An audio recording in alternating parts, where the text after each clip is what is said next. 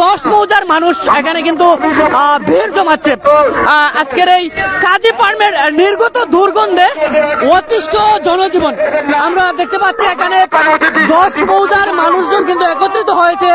আমরা স্কুলে আইতে পারলাম না, দুর্গন্ধ লাগে। স্কুলে পড়তেই পারলাম না, যে বাড়িতে পড়ালেখা করতাম না। আমরা বমি করছি 2-3 দিন স্কুলে আইয়া। যাই হোক, আমরা আসলে একজন শিক্ষার্থী, সেও কিন্তু ক্ষোভ জানিয়েছে। যে অবস্থা, আমরা না বাঁচবার অবস্থা, আর বাঁচার কোনো ক্ষমতা নাই। আমাদের গ্রামে 1000 মানুষ অসুস্থ আছে। দেখুন না যে আপনারা যে অবস্থা আমরা আছি, ধান খেয়ে অনেক খেয়ে ফাঁকানো গেছে, আমরা কিভাবে বাঁচবো? আর সহ্য ওভারও হয়ে গেছি। এখন আমরা ধান দিতে প্রস্তুত, আমরা রক্ত দিতে প্রস্তুত, আর কিচ্ছু চাই না। আমরা অবস্থা দেখুন না, আমরা অবস্থা দেখুন না। আপনারা আশা করি না মিশা করি, কত হাজার মানুষ আছে কিন্নিকে ওসি দেওয়া দেখুন না। আমার গ্রামের মানুষ বমি করিয়া জীবন শেষ। এলাকার মানুষ সূর্য শাক খাওয়া অনেক মানুষ ওসি দেওয়া জায়গা দিতে পারেন না। আপনারা তো আমরা থাকতে থাকুন, আমরা বস্তা তাড়াতাড়ি করো। 30,000 মানুষ আমরা বড় ভুক্তভোগী, প্রায় 15টা গ্রাম। 15টা গ্রামের মধ্যে আমরা প্রায় 12টা প্রাইমারি স্কুল করছি, প্রাথমিক বিদ্যালয়, 3টা উচ্চ বিদ্যালয়, একটা কলেজ। কাজী ফার্মের নির্গত দুর্গন্ধে অতিষ্ঠ যুব সমাজ এবং জনসাধারণ। সেই প্রেক্ষিতে কিন্তু আজকে অতিষ্ঠ হয়ে জনসাধারণরা, ছাত্র সমাজ মিলেই কিন্তু আজকের এই প্রতিবাদ জানাতে এবং তাদেরকে 24 ঘন্টার আলটিমেটাম দিয়েছে জনসাধারণরা। এই 24 ঘন্টার ভিতরে যেন এই নির্গত দুর্গন্ধ, কাজী ফার্মের এই নির্গত দুর্গন্ধ যেন পুরো দমে বন্ধ করা হয়, সেই প্রেক্ষিতে কিন্তু আজকের যুব সমাজ এবং জনসাধারণরা এবং ছাত্র সমাজরা কিন্তু এখানে উপস্থিত হয়েছে। যদিও এই কাজী ফার্মের নির্গত দুর্গন্ধেই কিন্তু আসলে অতিষ্ঠ। কিছু হওয়ার নাই। এখন তো আমি একবারই বলছি, আমরা দেওয়ালে পিঠ থেকে গেছে। আমাদের 3টা ইউনিয়নে প্রায় 30,000 মানুষ তো অবশ্যই 90,000 হইব। 30,000 মানুষ আমরা বড় ভুক্তভোগী, প্রায় 15টা গ্রাম। 15টা গ্রামের মধ্যে আমরা প্রায় 12টা প্রাইমারি স্কুল করছি, প্রাথমিক বিদ্যালয়, 3টা উচ্চ বিদ্যালয়, একটা কলেজ, আমাদের 2টা হাওর।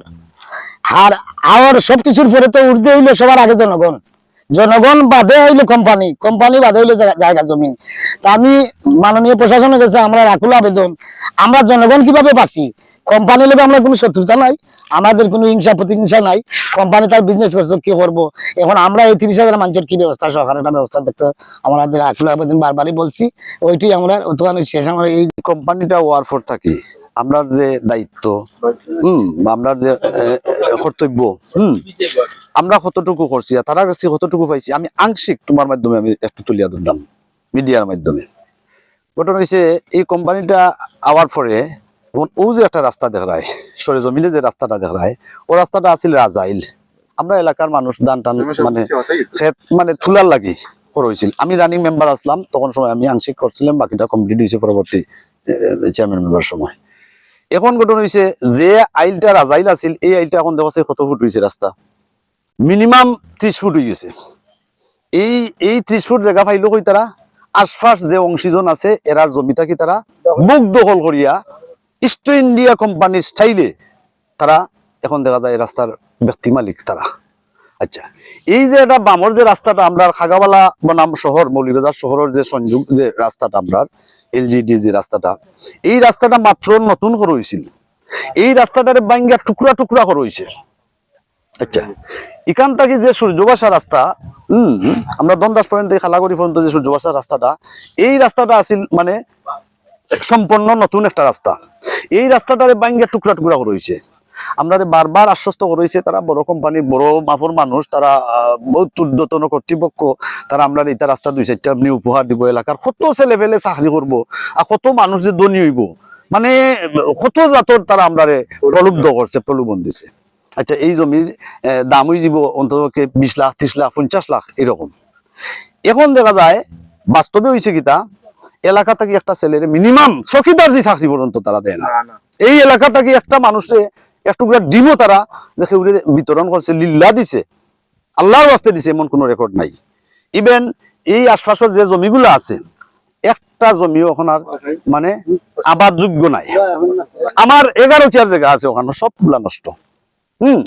আশপাশ যারা আছে মানে ক্ষেত করে একটা মানুষও মানে খেতি কান্তাই তুলে আনতে পারে না। এই যে খালা পানি বর্জ্য যে রাসায়নিক যে পানিগুলো আছে এগুলো আশপাশের জমি মানে আবাদ যোগ্য রয়েছে না।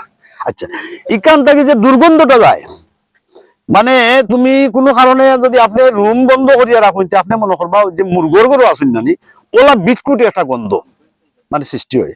আমার ফ্যামিলি থেকে আমি ব্যক্তিগতভাবে আমার গর্ভবতী মহিলা আসলাম 4-5 বার হসপিটাল যাওয়া লাগছে, মানে সিজারও আগেই বারবার বমি করতে করতে মানে অজ্ঞান অবস্থা।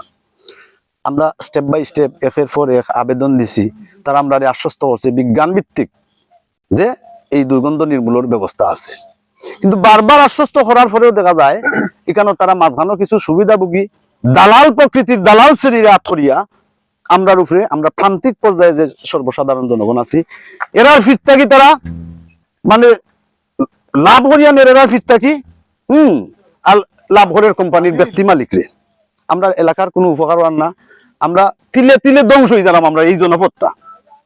আমি আপনার মাধ্যমে আমরা ঊর্ধ্বতন যথাযথ কর্তৃপক্ষ ওনার কাছে আমার বিনীত রিকোয়েস্ট, আমরা এদেশের নাগরিক, আমরা প্রান্তিক অঞ্চলের মানুষ, আমরা সুখ দুঃখ দেখার কেউ নাই।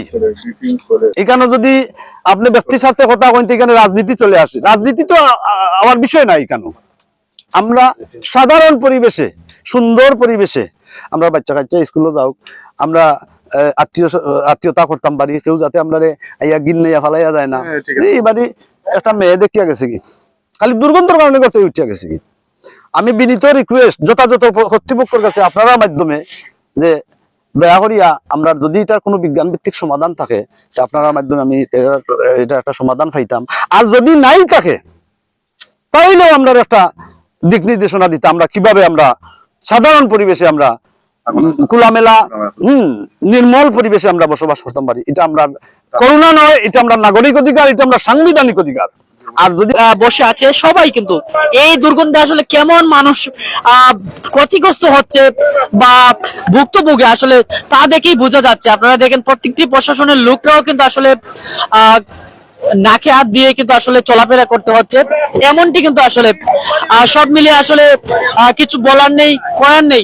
এই 3 ইউনিয়নের মানুষ এবং প্রায় 15 মৌজা মানুষ তারা কিন্তু এখন দেয়ালে পিঠ টেকে গেছে, যার কারণে আজকে আবারও আসা হাজার হাজার জনসাধারণ নিয়ে আমরা সব মিলে বলতে পারি যদি দ্রুত এই সমাধান বাস্তবায়ন না করা হয় এবং সঠিক যুক্তিসঙ্গত সমাধান না করা হয় তাহলে কিন্তু এই 3 ইউনিয়নের মানুষ এবং 11 মৌজা মিলে কিন্তু আসলে এই প্রতিষ্ঠানের পরবর্তী অন্য কোনো পদক্ষেপ নেওয়ার দাবি জানিয়েছে আজকের এই বক্তব্য থেকে, এবং সেই প্রেক্ষিতে কিন্তু আসলে আরো ভয়াবহ রূপ ধারণ করতে পারে এমন প্রত্যাশা কিন্তু এখানে যারা বিভিন্ন সচেতন সমাজ কিংবা যুব সমাজরা বক্তব্য দিয়েছে আমরা এমনটি কিন্তু আসলে লক্ষ্য করেছি।